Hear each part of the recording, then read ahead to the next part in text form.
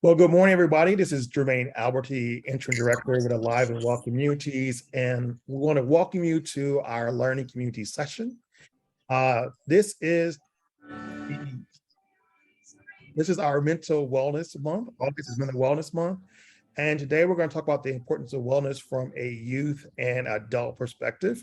So we are so grateful that you joined us today. We have a couple of learning objectives. One is going to be to learn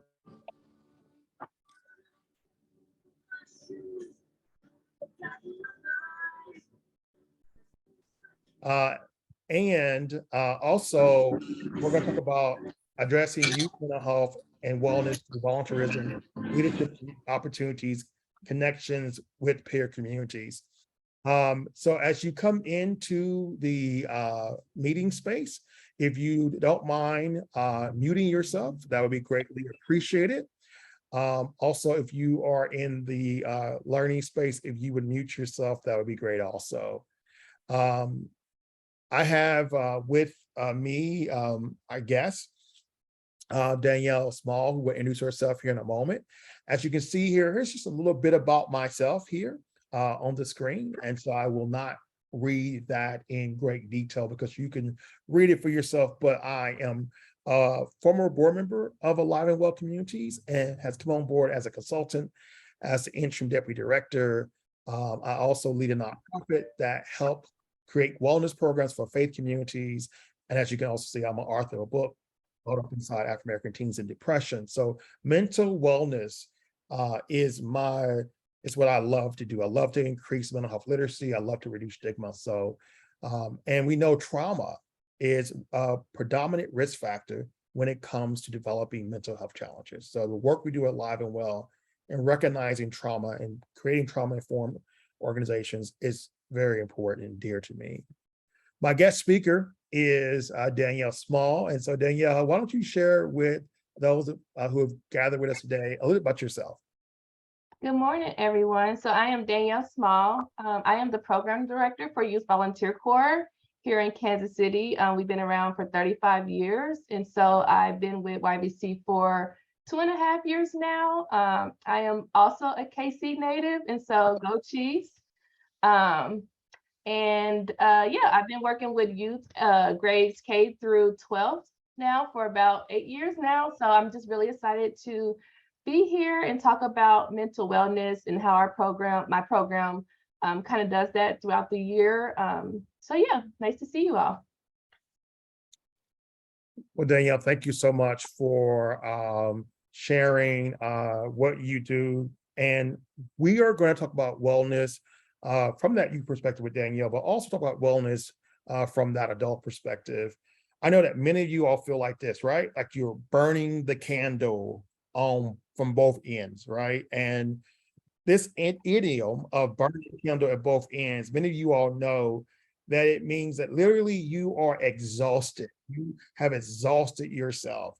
And sometimes that means that you're staying up very late, getting up very early, because you're busy wearing multiple hats, doing many things, working a lot, so forth. And it's really important that we take a moment to just relax from the work. So I thought before we jump into this presentation and before we jump into this and really get into it, that it would be important for us to do just that, to take a moment to just relax for a moment. So I'm going to bring up really quickly a video. And this video is going to be one where it's 2 minutes. And this 2-minute video is designed to just have you breathe just for a moment, just to relax. So I'm going to pull it up here. And this is volunteer by choice. So you are not required to do this, but just take a moment to relax just for a moment. So I'm going to now pull up the video here and take a moment to just relax for a moment. Now, I live by the adage that Zoom happens. I do a lot of Zoom meetings and Zoom happens. So if Zoom happens today, please extend a little grace there. So here we go. Let me get up the video. Here we go. All right. And I'm going to extend it here and let's take 2 minutes.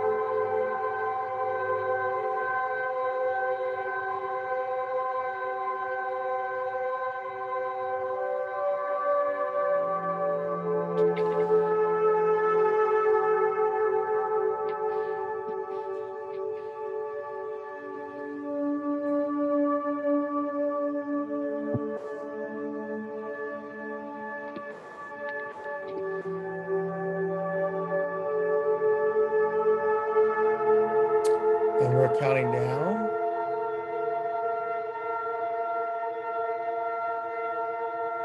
to our last 11 seconds.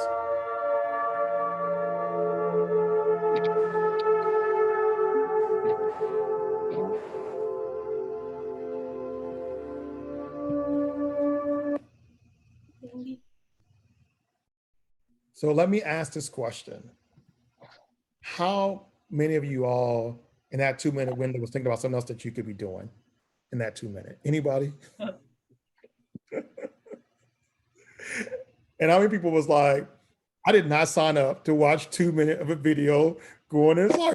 That's not what I signed up for. I've learned that breathing is intentional. Just stopping to breathe is intentional. Somebody was checking an email in that 2-minute time frame. Somebody was checking their text message in that 2-minute time frame. Somebody was like, you know what? I wonder where they're going with this in that 2-minute time frame. Mm-hmm. Our minds are so busy that we just don't take the time to just stop and breathe. And we're doing it naturally, right? We're doing it naturally. We breathe naturally, and we breathe natural so much that we don't even think about doing it. So for me, I'm the facilitator, and I was thinking to myself, maybe I should have chose a 1-minute video because 2 minutes felt like just too long to be sitting still and just breathing. So for the work that you all do in the helping fields that you work in and that you are doing to make a difference and be a difference in the life of many people, self-care, wellness for yourself is paramount. And it's so important that we stop in this world full of trauma and full of pain and full of despair and take a moment just to breathe and to assess our own well-being. It's just so very important. Our young people are about to start school soon. Some of them have already begun that journey.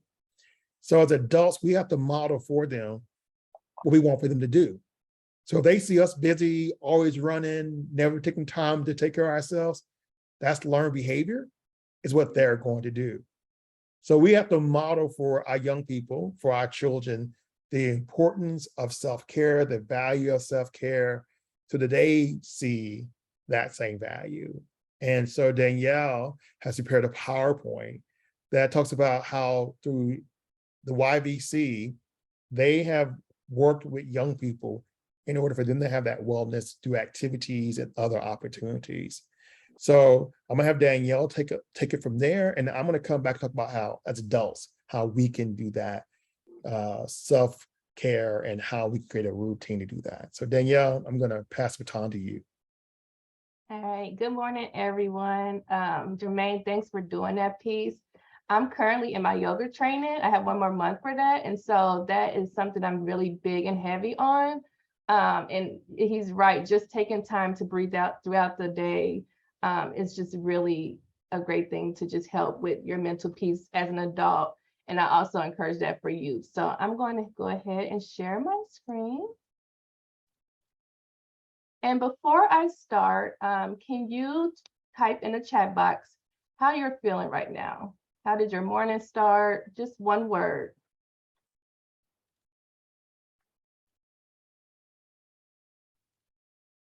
Tired, tired, busy, calm, tired, tired. Yes, so everyone is tired. And so I just want to, as an aspect of mental health, I'm going to share how YVC Youth Volunteer Corps deal with youth and their mental health. And as you know, youth have been struggling with mental health. This has been an issue since the pandemic. And so I'm just really honored to just really be here and chat with you all about that and how we focus on mental wellness through volunteering, leadership, and peer connection. All right, according to the CDC, the current statistics is more than 1 in 3 high school students experience poor mental health during the pandemic. Nearly half of the students felt persistently sad or hopeless. A quarter of teens struggled with hunger. 2/3 said they had difficulty with schoolwork. More than half of the students experienced emotional abuse in their homes. And this is just a pinch of what youth are dealing with right now and even before the pandemic. And so I just want you guys to really think about that and kind of put yourself in a position if you were a youth in this time frame with everything going on in the US, the world, and with schools. So just put yourself in that mind frame. And so before COVID, suicide was already reported as the second leading cause of death among youth ages 10 through 18. And the CDC reported that youth mental health was already declining. But since the start of the pandemic, the state of youth mental health has worsened.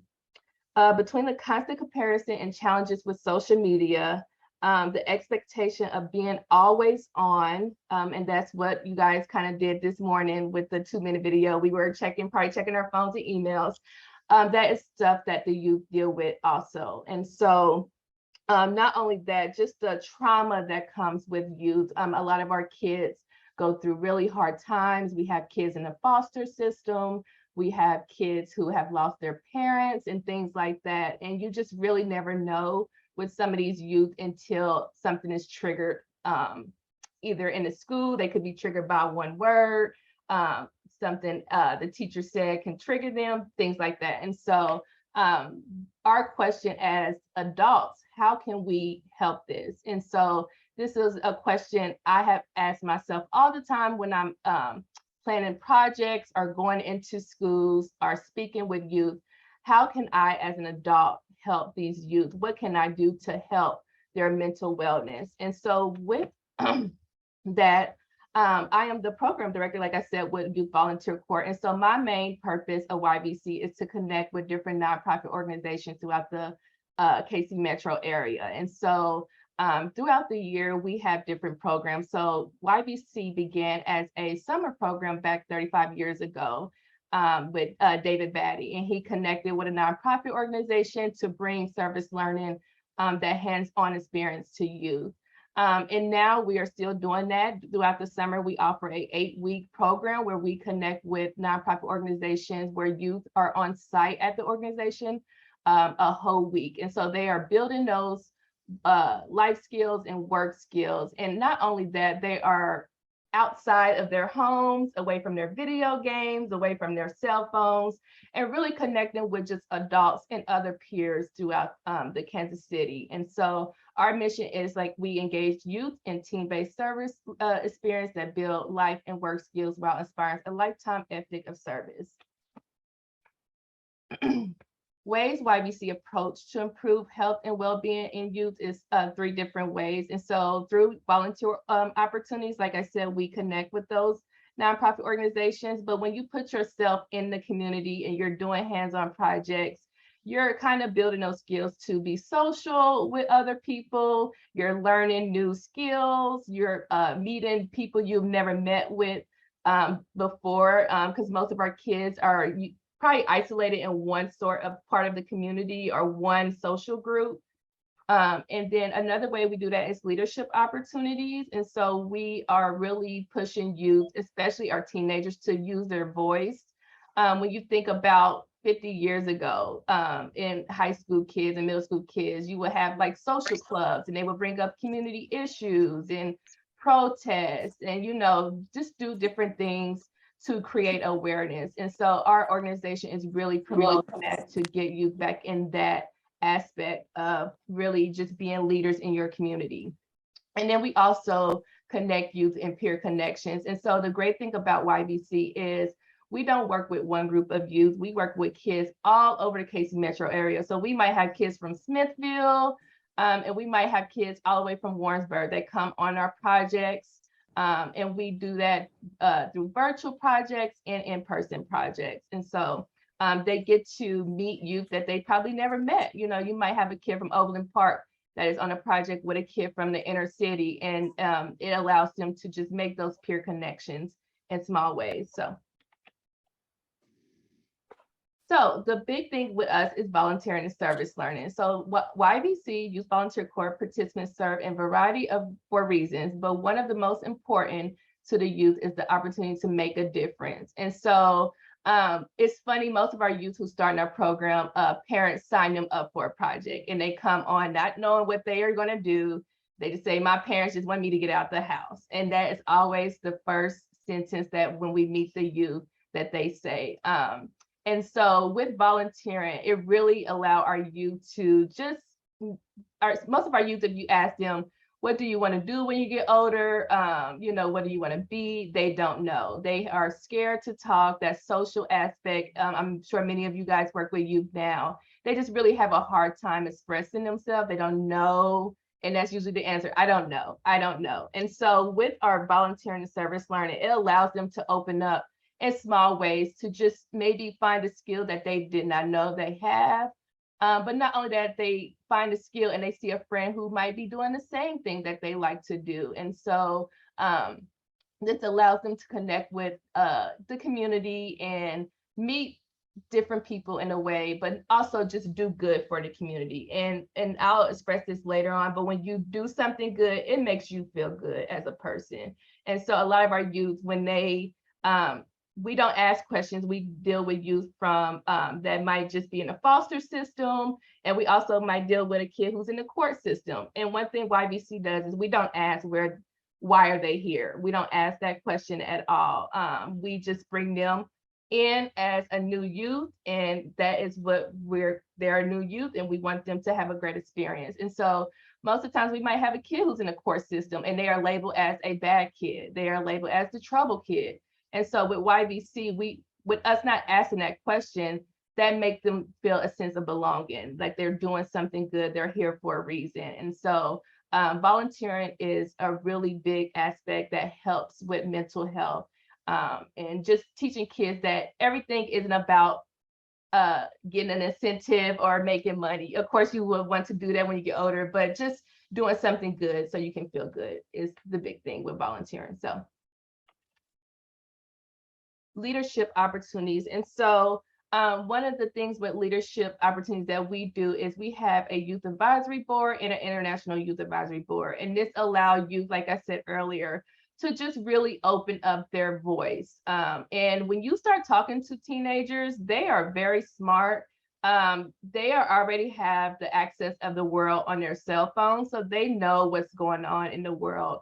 And one of the things a lot of people despise of is that you know too much, but that's the reality of our world. They have the access and we really can't hide that from them. And so how can we take them having that access to bad news or false news and really make it into a positive way. And so we create those leadership opportunities for youth to just really address their voice.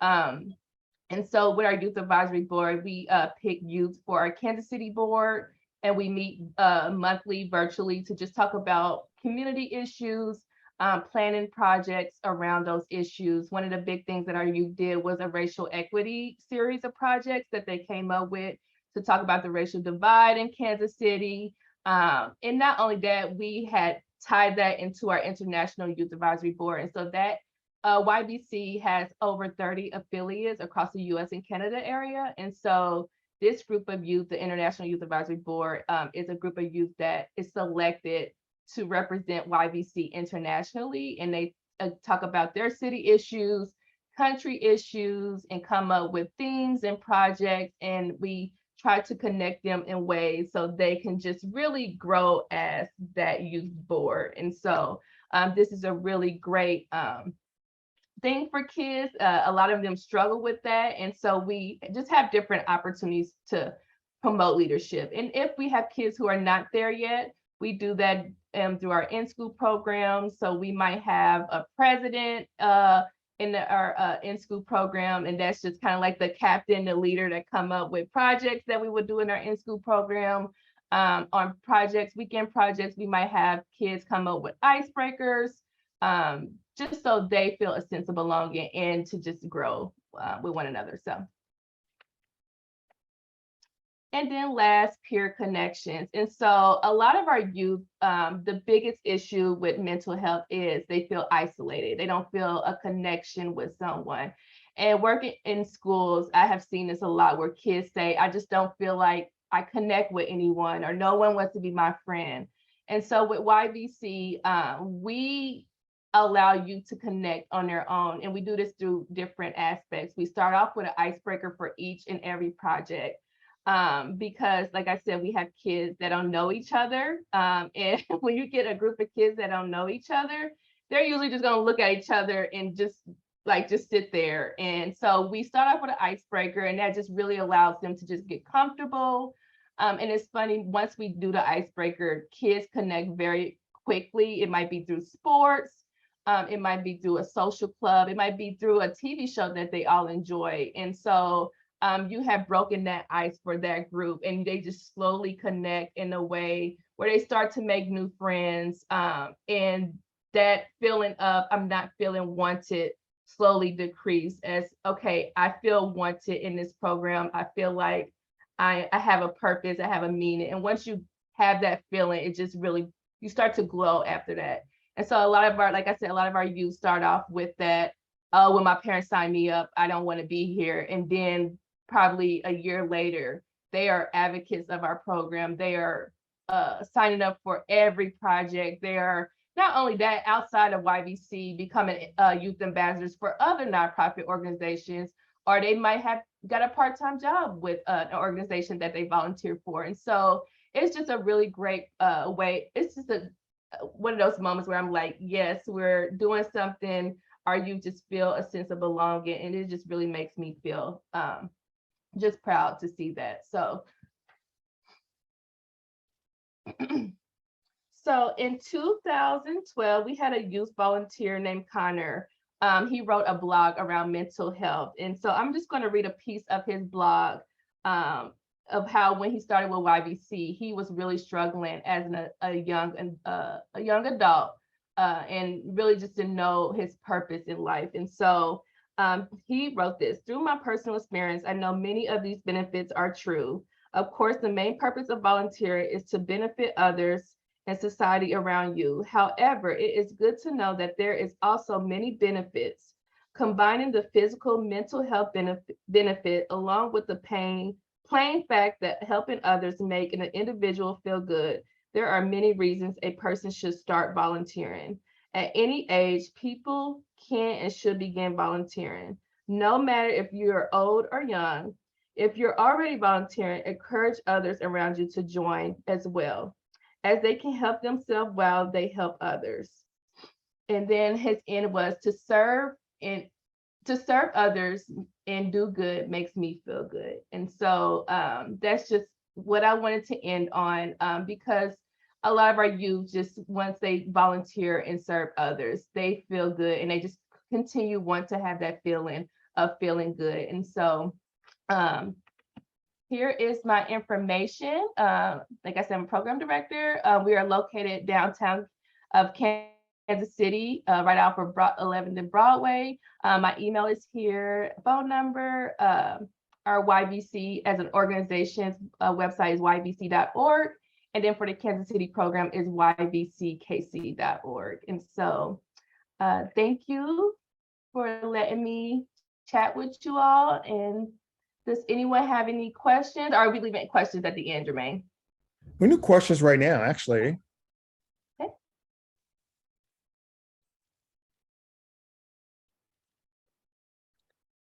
So feel free to put those questions in the chat feed. Also feel free to raise your hand if you so desire to. As we wait, I want to point out some findings from a longitudinal study that was done in Hawaii with young people. It followed children from their childhood age up to adulthood. And the research showed that there were two factors that caused them to be adults that contributed in a positive way to society. And those two factors was called the MAMA effect, M-A-M-A. M-A-M-A stood for a meaningful adult and a meaningful activity. And so that MAMA effect is what caused those young people to be adults that were able to make a positive contribution to society. And so I was sharing with Danielle before we started the call that my career began in youth development. And so I know the power of having meaningful adults in the life of young people and meaningful activities. And so by doing that, that creates well-being for those young people to be connected to other caring, loving adults. So I would encourage us to embrace young people and provide them that mentorship and that guidance that they need on that journey of wellness. So in the chat feed, I do see a couple of comments. Teresa Smith says, how do you get referrals from the court? Assuming you are referencing the family court, all those referrals for delinquent and abused youth.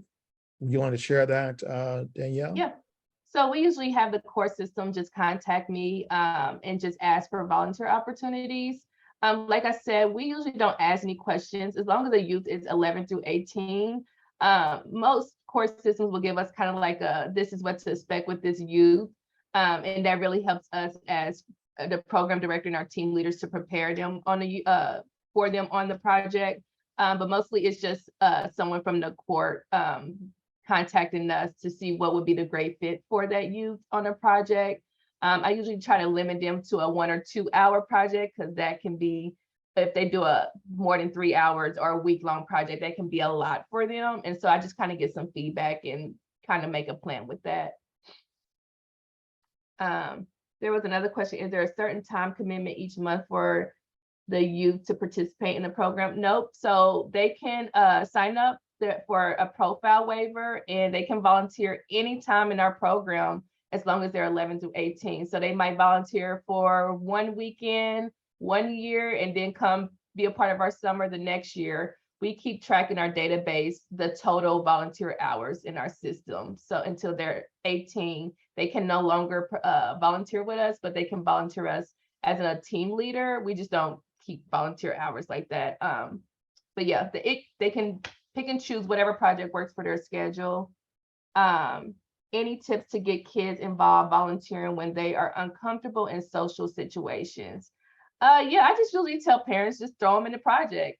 Every kid we deal with is usually uncomfortable in a social situation. I mean, after the pandemic, we really struggled with that with kids. Kids were glued to their phones, and we really just had to, just like I said, we use icebreakers, we use team builders to really just make them feel comfortable on a project.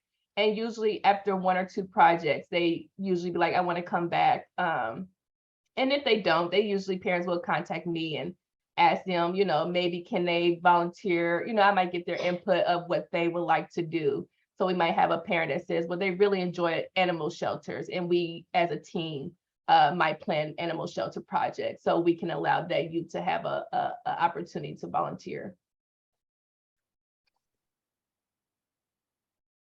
Yes, there is a program in St. Louis. Yes, it is. So his name is Bradley. And yeah, you would just put in, I would find his website and I would put on the chat box. So.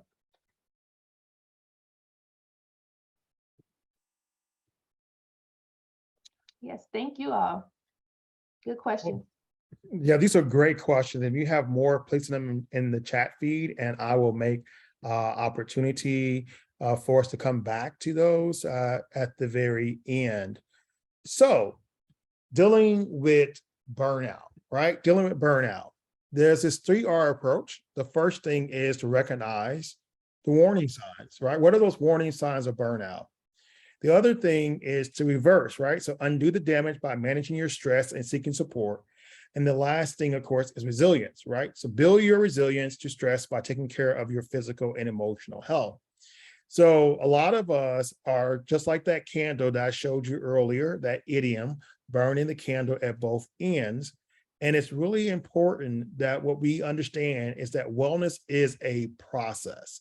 It is an active process. And a lot of folks, they will, when it comes down to wellness, what they'll do is they will like, okay, I'm going to stop drinking soda, or I'm going to exercise more, or I'm going to do this. And the thing about that is it's okay to like have awareness that you need to take change or make change. But the key thing is to understand that it is a process, and you need to create a plan, and then not only create that plan, but then stick to that plan. So it really is an active process of becoming aware and then making those choices. And it's dynamic. I stopped drinking soda, got rid of white sugars because I got a scare that I had type 2 diabetes, and was able to do working out and able to exercise and get my A1C number back to where it was below. It was 9.5, went to 5.8. It was a conscious decision that I had to make, but it is a daily struggle to make sure I maintain that wellness. And so this diagram here really speaks to recovery, wellness, and resilience. There are 8 different dimensions based upon this model that is promoted by way of SAMHSA to wellness. And notice there's emotional, financial, social, spiritual, occupational, physical, intellectual, environmental. So I'm going to put in the chat feed here a document that I would love for you all to work through. And let me stop sharing just for a moment. And I will put in the chat feed this document that I want you all to look at after we get done training, to begin developing your self-care action plan. So I'm going to go ahead and put this in the chat feed. So you all would wait for one moment. I'll get that in the chat feed. And we may also do is email it to you also, for those of you who are not able to download it from the chat feed. Right now, it looks like Zoom is happening for me, so it doesn't want to do it, but we're going to make this happen here. So we're going to use this document and look at these 8 different dimensions of wellness. And we're going to spend the next 10 to 15 minutes just looking at this document, going over how we can look at wellness from that perspective. So what's amazing is I had this all ready to go, and then it seems like it's not coming up. But anyhow, what I'm going to do is I will make sure that we email this to you all and get it to you. So let's go ahead and get back into the presentation. So this document is called Creating a Healthier Life, a Step-by-Step Guide to Wellness. Once again, produced by SAMHSA, the Substance Abuse and Mental Health Services Administration. And what I love about this document is that it defines for you what the dimension is. So for instance, improving our physical wellness. So a healthy body is one of those things that we can do through our nutrition, our exercise, and appropriate healthcare. Now, we know that for many people, there are different inequities as it relates to access to care. And so therefore, having access to a gym or having access to food, healthy foods, all those different things are things that inequities can cause there to be this unbalance. But we do know walking is one way that we can take care of our wellness. We know that maybe grabbing a banana or an apple or something else other than a candy bar could be ways we can take care of our physical wellness. So what I love about this document is it asks two questions at the end of each dimension: what I will do and what I need. What I will do and what I would need. So I would love for you all, you will see at the top of your screen that Jermine is sharing his screen. There's a little drop-down box, and if you hit the little drop-down box, it will say annotate.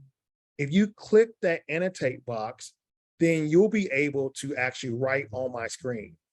I want to have you write on my screen, what could you do in order to maintain physical wellness? So I'm going to put exercise here. And I would love for you all to annotate for me and tell me, what do you do or what can you do for physical wellness? Perfect. Somebody got it. Rest. What else? So once again, we're doing a little drop-down screen. The drop-down screen there, a little drop-down icon, should I say. You'll see annotate, and then you'll be able to do text. Thank you so much, Angie. Hydrate, lots of water. Somebody has found a little squiggly mark.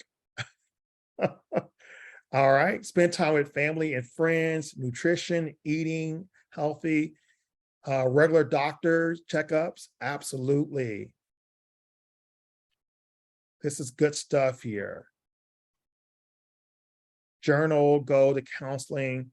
So what's interesting here is that some of these things are most definitely self-care, but they fall in another category. So with regards to physical care, most definitely that hydration, the resting, the eating, the exercises, all those things are things that we can do for physical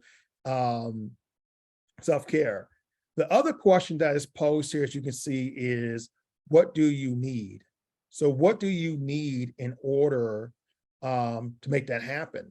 And so writing down what you will do and then also what you need in order to make that happen is really important. So what I'm going to do is I'm going to go ahead and I'm going to now clear screen here.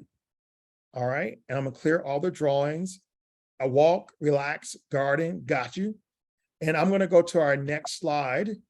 And I want for us to look at, on our next slide, another dimension of wellness. So,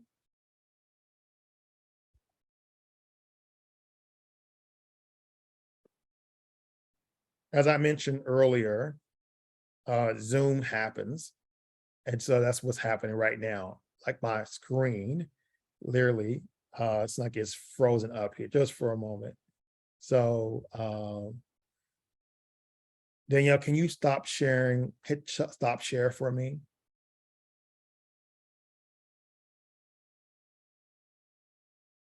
For some reason, it won't let me do that.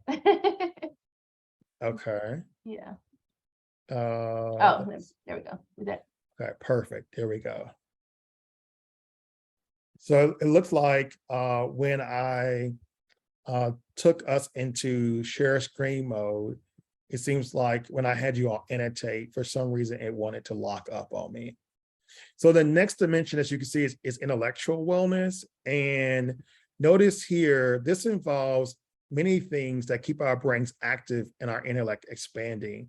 So can you imagine if we organized a game night and played different games as a way to keep our minds engaged with new thoughts and new processes, so forth.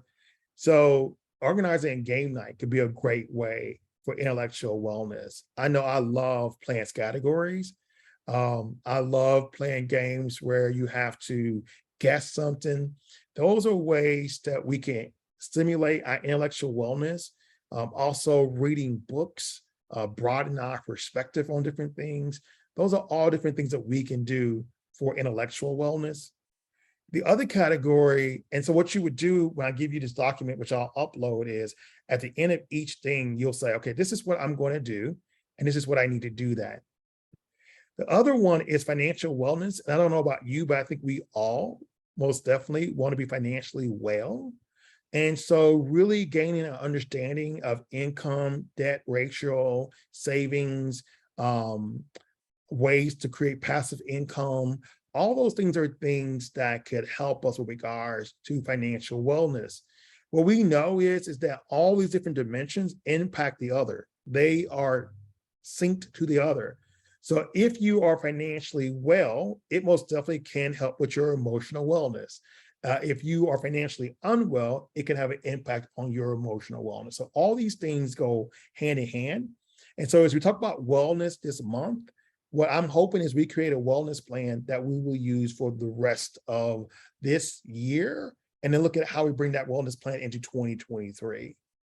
Another dimension of wellness is improving our environmental wellness. And so for me, one of the benefits of really being able to have access to clean air, food, water, to be able to have access to be able to get into nature, to do that breathing, all those things are really important.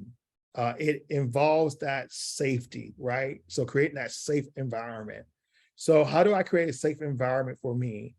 And that environment often is where we reside most often. So how do I create a safe environment in my home? How do I ensure in my workspace that I create a safe environment for myself? So environmental wellness is very important. The other thing is spiritual wellness. And I do a lot of work in faith community and spiritual communities around wellness, but really spiritual wellness is about that having a sense of purpose, having that balance, having that peace. And we can find that in many different traditions, many different ways that give us that spiritual fulfillment. So spirituality is not always connected to a religious practice, but it can be just having that sense of balance and peace in knowing who oneself is. And many people find that in many different ways.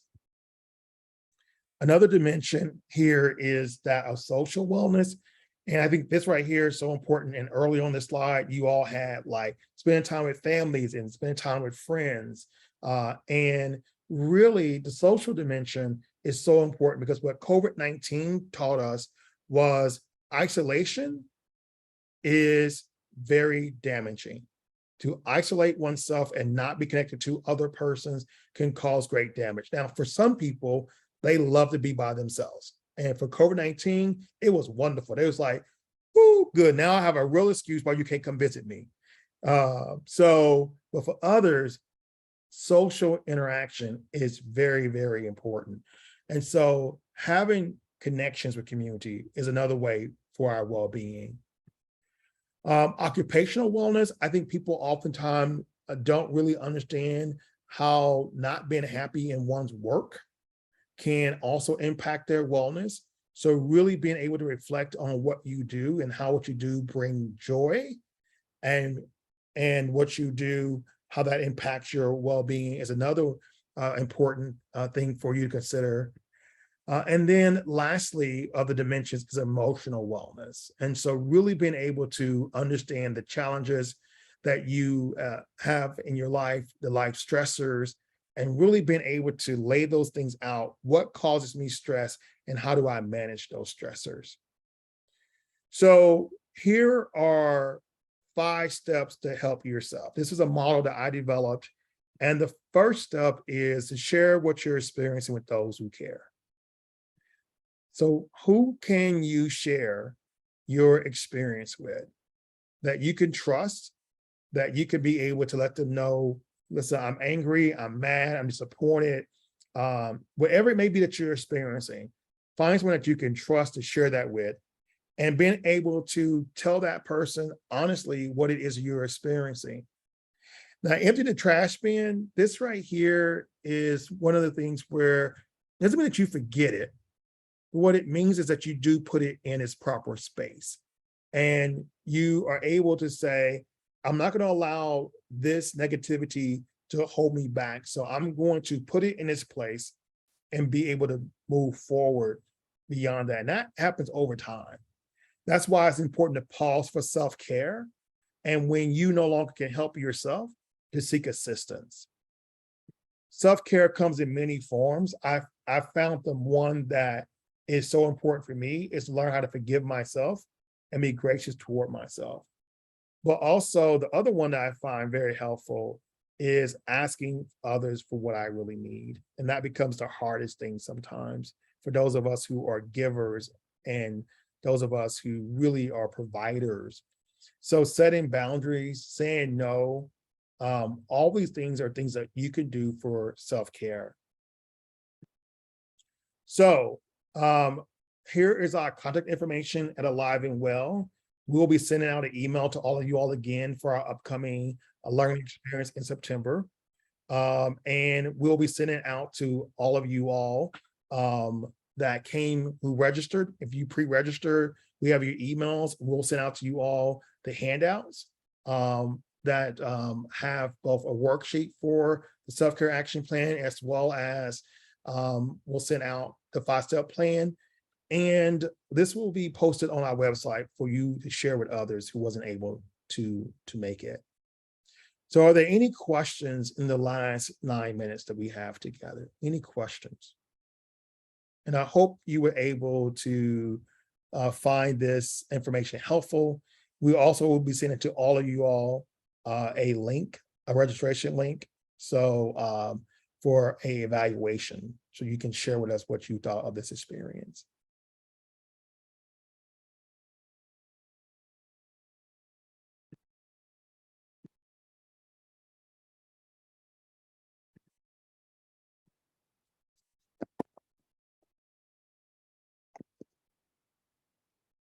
All right, well, thank you all so much for joining us on today. Once again, we hope that you found this to be very, very useful. And we look forward to seeing you in September at our next learning community experience.